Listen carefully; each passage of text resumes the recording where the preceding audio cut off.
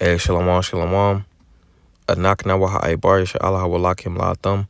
Kasha wai baharacha wakaksha yabashmal shah. Hey, we the Hebrew Israelites coming to you week in and week out through the Spirit and power of Yabashmal Shah to preach to you Negroes, Latinos, West Indians, Haitians, Native Americans, and Israelite foreigners repent ye for the kingdom of heaven is at hand. Call halayim la Yahweh Bashmal Shah Basham Racha Gwadash. Wamashana kabadim zakoyim nawa malakim shah yasha Allah zakoyim racha gadawa. Wachasa washalamam wabarakim la b'chayesha hagawayasha Allah shalom. I shall all praise to the Most High Yahweh, which means He exists. Bahashem in the name Yahweh Shai delivers. Double honors to the elders and apostles of Israel, the elders and apostles of Great Millstone, and mercy, peace, and blessings to the elect of the nation of Israel. Shalom, which means peace. All right, just going into the topic of rebuke. All right, and we're going to start at Quahalath, chapter 7 and verse 5. Ecclesiastes 7 and 5, it reads, "It is better to hear the rebuke of the wise than for a man to hear the song of fools." All right, so it's better to hear the rebuke of the wise because it's eventually going to lead to to life, and it's also going to lead to healing. You see, and that healing is what's going to bring us closer to the Lord. You see, the next precept is going to be the Mashalyam chapter 141 and verse 5. Psalms 141 and verse 5. It says, "Let the righteous smite me, it shall be a kindness, and let him reprove me. It shall be an excellent oil, which shall not break my head, for yet my prayer also shall be in their calamities." All right, I'm going to read this in another version. Let me get the definition for smite, and also, I'm just reading another version. It says, "Let the godly strike me. It will be a kindness if they correct me. It is soothing. It is soothing medicine. Don't let me refuse it. But I pray constantly against the wicked and their deeds." All right, so this is going into rebuke. You see, so you will want your brother to correct you. You see, so that we don't risk, being judged. You see, that's the Lord telling us where we need to sharpen up on. And He's using our brothers to admonish us. So I'm gonna get that in the NLT. Well, not NLT. I'm gonna get the definition for that. It says attack or criticize forcefully and relentlessly. All right, criticize, censure, attack, condemn, castigate, chastise, reprimand, rebuke, admonish. All right, rebuke or reprimand severely. You see, so it might come off in a sharp tone. You see, sternly. You see, the Lord is an austere man. You see, and His men is coming in that same spirit. It says chew out, reprimand someone severely. You see, so it may come off as, to reiterate, sharp, or someone, a brother may raise his voice at you. But if you're in the wrong, you see, you're in the wrong. All right. It says remonstrate with. All right, but yeah, that was the point. Cut up.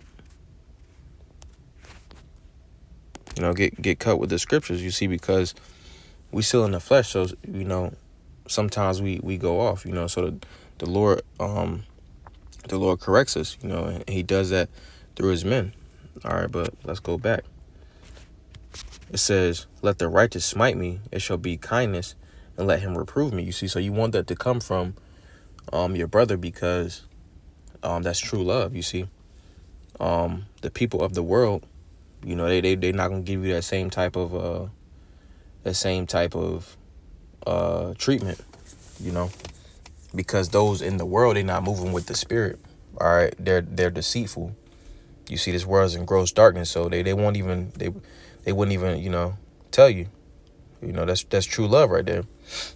Which we're gonna get. Lord's will says, "It shall be an excellent oil, which shall not break my head, for yet my prayer also shall be in their calamities." You see, in that excellent oil, because that's what's gonna bring that healing. All right, I'm gonna go back to the other version. It says, "It is soothing medicine. Don't let me refuse it." It says, "Let my head not refuse it. Let me not refuse it." Then it says, "Which shall not break my head." So we want to take on that admonishment and use what we can from those admonishments, so that we can make ourselves into that more appeasing vessel for the Lord. All right. So going to Yawab, which is Job 33:14. It says, "For God speaketh once, yet twice, yet man perceiveth it not." You see, so the Lord speaks in different ways. All right, but we got to be walking in the spirit and be spiritual to receive it. You see, and by getting that correction, you see, we got to be spiritual in order to receive and to know when the Lord is speaking to us. When he's admonishing us, so we can take heed so that we're not judged for those things. All right. But this is Mashalyam chapter 27 and verse 5 and verse 6. Proverbs 27, 5 and 6. It says, "Open rebuke is better than secret love." You see, so that's that smite, the smiting of your brother. You see, the correction of your brother, because you would want that versus somebody in the world. It says it's better than secret love, and that secret love, let's see, let me get another version.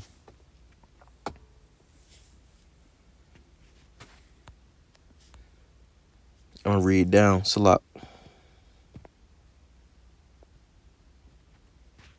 So it says, open rebuke is better than secret love. You see, so that open rebuke, showing you where you're going off at, is what's going to heal you for our betterment. Verse 6, "Faithful are the wounds of a friend, but the kisses of an enemy are deceitful." You see, so those wounds, in the moments of those corrections, you see, it said to hammer down, going into the definition of smite, and smite going into that sharp rebuke. You see, in those moments, it'll hurt. You see, but those wounds is going to be better for you, because the kisses of the enemy is deceitful, because they're not moving in the spirit. They don't really care about you. They're not going to let you know. They're going to let you just walk around, and you're walking around in folly. Those are the world. So that's why it says open rebuke is better than secret love. You see, because those that are showing secret love, they're not going to truly tell you where you need to correct yourself at in order to, for you to be walking in wisdom. All right, and the Lord only loves those that dwell in wisdom, you see. So if you're not dwelling with the wisdom, then he doesn't care for you on this side. All right. So the next one is Mashalyam chapter 27 and verse 17. It says, "Iron sharpeneth iron, so a man sharpeneth the countenance of his friend." You see, so the Lord puts the spirit on our brothers to correct us when he wants us to change things and how we move. You see, because our brother is that iron, and it's going to sharpen us through the spirit so that we can make ourselves better. All right. And this is Mashalyam chapter 6 and verse 23. It says, "For the commandment is a lamp." You see, so the commandment, the words of the scriptures, is what gives us the ability to see in this dark world. You see, in the commandment going into the word. All right, it's what gives us that vision. The understanding of the words is what gives us that light. All right. It says the law is light, and the reproofs of instruction are the way to life. All right. So when you go into that word instruction, it is it says I'm not sure how I will pronounce this one, but the base word is yasar, which means the same thing, essentially chasten, discipline, instruct, admonish, chasten, instruct.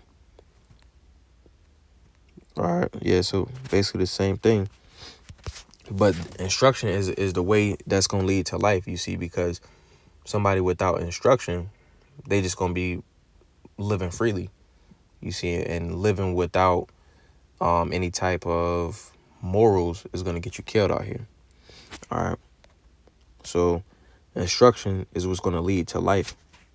All right, which brings me to my next point, which is Mashalyam chapter 9 and verse 9. Proverbs 9 and 9, it says, give instruction to a wise man, and he will be yet wiser. All right, so a wise man is going to take the instruction and become wiser. You see, he's going to take heed to that counsel.